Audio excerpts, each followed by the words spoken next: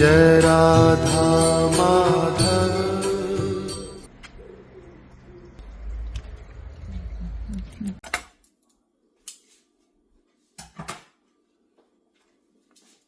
Hi guys, કેમ છો તમે બધા? ઓરે છો, હું પણ ઓરે છું. આજે સવારે 10 વાગ્યા છે અને હું મારા છોકરા માટે નાસ્તા બનાવું છું. આજે મારા છોકરાને ખમણ ખાવાનું મન થયું છે તો મેં આજે ખમણ ઢોકળા બનાવું છું.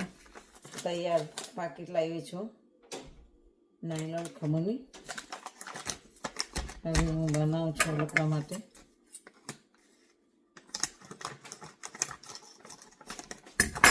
એક મોટી બાઉલમાં મેં આ નાયલોન ખમણનું પેકેટ ખોલીને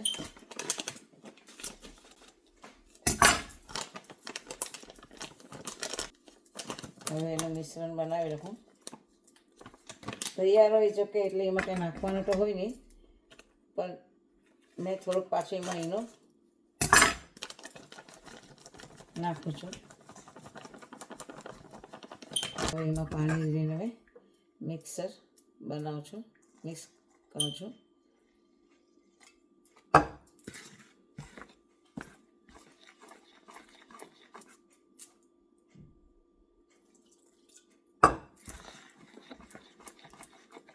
એક સરખું એને હલાવવાનું. ચમચા તમે વન સાઈડ લેવાનું, એવી રીતે ફેરવવાનું. પાછા ઉલટા નહીં લેવાનું. સીધું હલાવતો તો સીધું એમ હલાવ્યા રાખવાનું, તેમાં સારું પડે.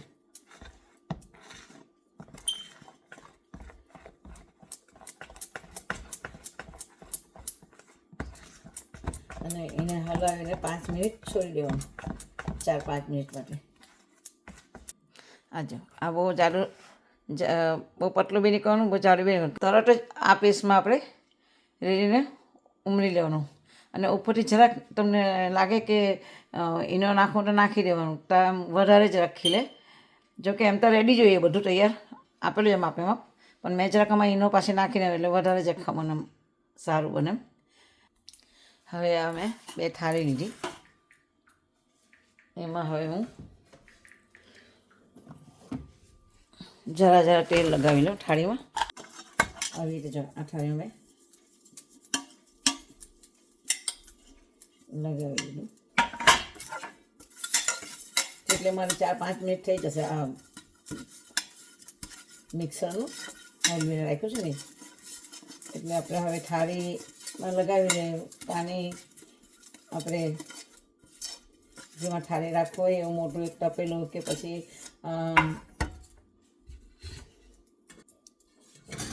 હવે હું ગેસ પર થોડુંક પાણી ધીમા તાપે મૂકી દઉં છું, એટલે પાણી ગરમ થયા રાખે.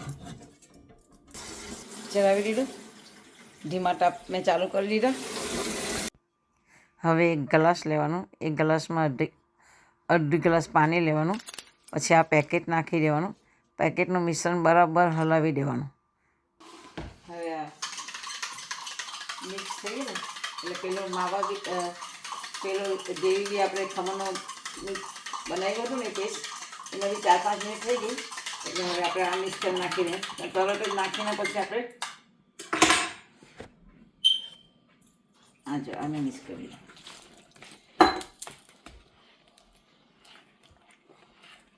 હવે આ ફૂલાશે, કેમ કે આપણે નાખ્યું ને એનું જે પાકીટનું, એટલે જો આ લોટ ફૂલાવવા માંડ્યા આ લોટ. જો આખું બાઉલ ભરાઈ ગયું ને, તેવી જ રીતના આ ખાઈને આપણું શરીર પણ ફૂલાશે. સારું ખાવું હોય, ચટપટા ખાવું હોય તો પછી શરીર બી ફૂલાવવાનું જ હોય ને.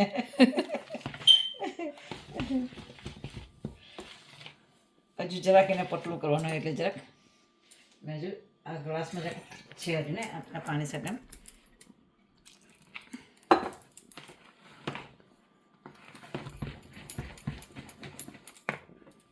જો હવે હું જરાક એમ જો ઈનો નાખવાની જરૂર નહીં હોય. તમને એકવાર કરી જો એમ લાગે કે ઈનો નાખવા જેટલા લાગશે, નહીં તો ન નાખતા બનાવે તો, પણ મેં જરાક નાખી રહ્યો એમ ઈનો. તો કે ખમણ સારું એમ ઉપસે નથી.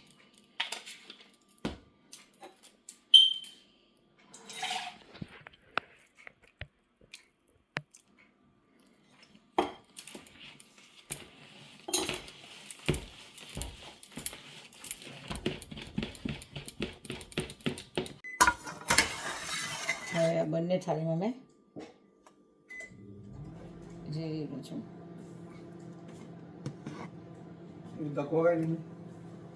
હા આજે બંને પર મેં રાખી દીધા. આજો આ ખમણ રેડી થઈ ગયું છે. અને એમાં ચમચી નાખો ને તમે તો એમાં આટા ના લાગેલો હોય ને તો સમજવાનું કે ખમણ રેડી. જો આ નથી લઈ ગયા ને એટલે આ રેડી થઈ ગયું. હવે આમાં બી જો આમાં પણ મેં નાખું છું. જો આમાં બી નથી લઈ ગયું એટલે રેડી થઈ ગયું. હવે એને આપણે 3-4 મિનિટ ઠંડુ પડવા લેવું. એટલે આપણે હવે એનું વઘાર તૈયાર કરી દઈએ.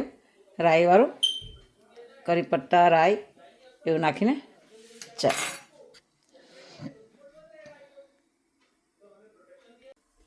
હવે આ 2 મરચાં લીધા મેં, કઢી પત્તા લીધા મેં અને ભાજી સજાવવા માટે ઉપર નાખવા માટે લીધી. હવે હું આ મરચાંને ઝીણા ઝીણા સુધા નાખીશ. વઘારમાં નાખીશ. થોડુંક તીખું જેવું હોય તો ખમણ સારું લાગે. બધાના સ્વાદ અલગ અલગ હોય, બધાના સ્વાદ અલગ અલગ હોય, પણ મને જરાક તીખું બી હોય તો સારું લાગે. ખાલી મીઠું નહીં સારું લાગે એટલે હું એને મરચાંને ઝીણા સુધા નાખીશ. આ મરચાં ઝીણા ઝીણા કાપી દઈશ એટલે જરાક તીખાશ ભરે એમાં, ચટપટા લાગે ત્યારે આપણને.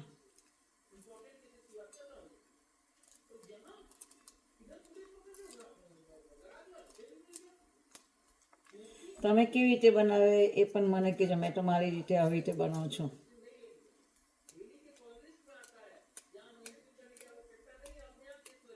અને હા, થોડીક મારી ગુજરાતી બી બહુ શુદ્ધ નથી.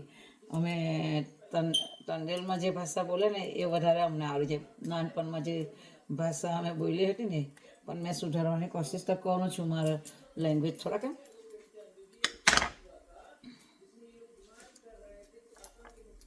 ને ટ્રાય કરું છું બધું. મેં ભાજીને થોડી પહેલાં ધોઈ નાખવાની. એક બે આપણે બજારમાંથી લાવે, દુકાનમાંથી લાવે,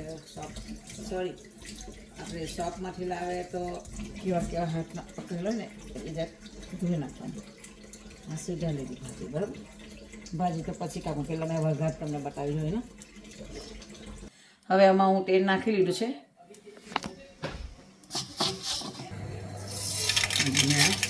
રાઈ નાખી દીધી. પછી મેં કરી પત્તા નાખી દઉં છું. હવે જરાક રાઈ ફૂટી જાય પછી કરી પત્તા બળી જાય એટલે મજા નહીં આવે ને, એટલે જરાક રાઈ અલગ રાખવાનું. ગેસને ધીમો ટચ કરી નાખવાનું. પછી થોડીક તીખાશ માટે મરચાં મેં નાખી દઉં છું.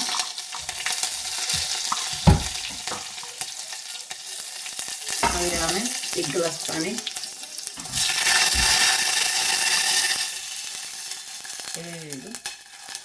એક ગ્લાસ થોડુંક ઓછું અને એને હવે આપણે મિક્સ કરી દઈએ અને એને હવે ઉકાળવા લેવું. આપણે પાણીને ઉકળી જાય ને પછી આપણે એટલામાં મારું ખમણ પણ રેડી ઠંડુ થઈ ગયું છે. એટલે પાણી ઉકળી જાય, ખમણ ઠંડુ થાય એટલે મેં કાપા પાડીને પછી અમારે રેડી ગરમ ગરમ એટલે મારું ખમણ રેડી થઈ જશે. હવે આ ખમણનું ઠંડુ પડી ગયું એટલે આપણે ખમણમાં આપણે કાપા પાડી લઈશું એમ આસ્તે આસ્તે થોડું.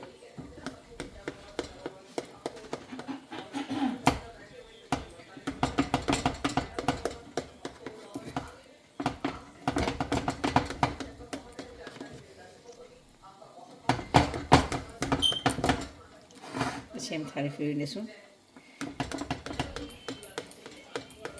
મારા છોકરા રેડી ક્યારે થાવ અને ક્યારે ખાઉં એ રાહ જોઈ. આજે 3-4 દિવસ થયા મારા છોકરા ખમણ બનાવને ગણે. કાલે બનાવવું હતું પણ આ લેટ આવે તો પછી નહીં મજા આવી. કોલેજથી 5 વાગે આવશે એટલે પછી મેં નહીં બનાવ્યું. કાલે ટાઈમ હતો પણ આ કાપા થઈ ગયા બંનેમાં. હવે આ એનું પાણી રેડી થઈ ગયું. ખમણમાં વઘાર નાખવાનું. હવે હું ગેસ બંધ કરું છું.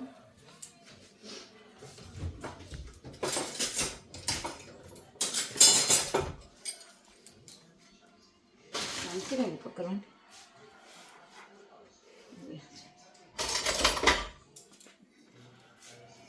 આજે હવે આ વઘાર નાખું છું.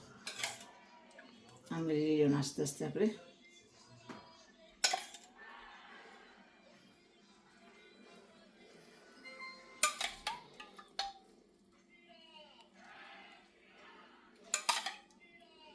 આ ઉપર લગન ભરાઈ જાય ને એટલે પછી વઘાર નાખીને તો નીચે નીકળી જાય ટાઈમ થાય, કેમ કે ખમણ ફૂલેલું છે અમારું.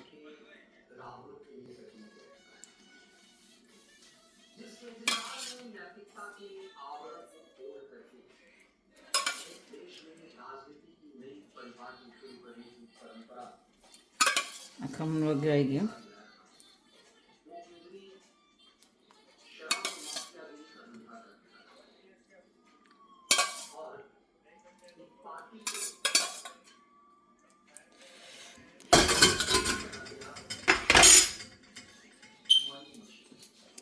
હવે આપણને ભાજી નાખી દઈશું.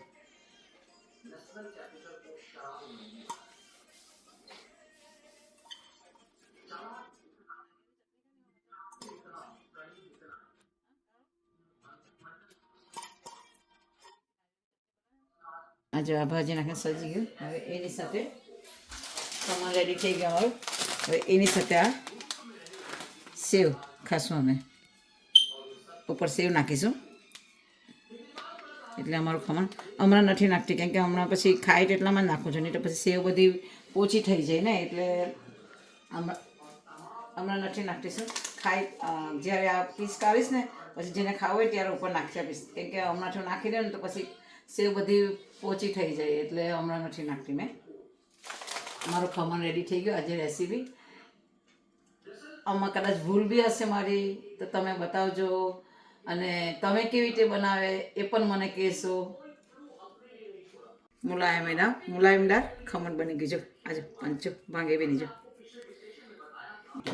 અમારી ઘરે ખમણ રેડી થઈ ગયું અને સવારના નાસ્તા બનાવી દીધા. હવે બધા અમે સાથે બેસીને નાસ્તા કરીએ છીએ, મારા છોકરા, મેં અને મારો હસબન્ડ. ખમણ કેવું લાગ્યું દીકરાઓ? દેવા તને કેવું લાગ્યું? તમને વિડીયો ગમ્યો હોય તો સબસ્ક્રાઈબ કરજો, શેર કરજો. બાય. જય માતાજી.